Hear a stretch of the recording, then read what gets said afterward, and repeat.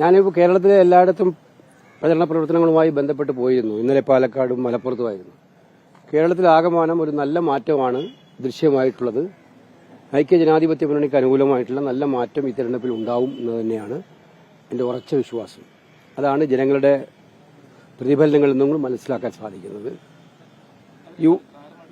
അല്ല, നിലവിലുള്ള സർക്കാരിനോട് അപ്രീതി ജനങ്ങൾക്കുണ്ടെന്നുള്ള കാര്യം വ്യക്തമായിട്ടും ഗവൺമെന്റിന്റെ പ്രവർത്തനങ്ങളിൽ അവർക്ക് അപ്രീതി ഉണ്ട്. നിലവിലുള്ള ഭരണത്തോട് മടുപ്പുണ്ട്. അതിന്റെ ഭാഗമായിട്ടുള്ള ചിന്താഗതി ജനങ്ങൾക്കുണ്ട്. കൃത്യമായിട്ടും പരിപാടിയുമായിട്ടാണ് ഐക്യജനാധിപത്യ മുന്നണി വന്നിരിക്കുന്നത്. ജനാധിപത്യ മുന്നണിയുടെ പ്രകടന പത്രിക ജനങ്ങൾ മനസ്സിലാക്കിയിട്ടുണ്ട്. അതനുസരിച്ച് UDF-ന് അനുകൂലമായ ഒരു വോട്ടുണ്ടാകും. UDF-ന് നല്ല മുന്നേറ്റം ഉണ്ടാകുമെന്നാണ് ഞാൻ വിശ്വസിക്കുന്നത്.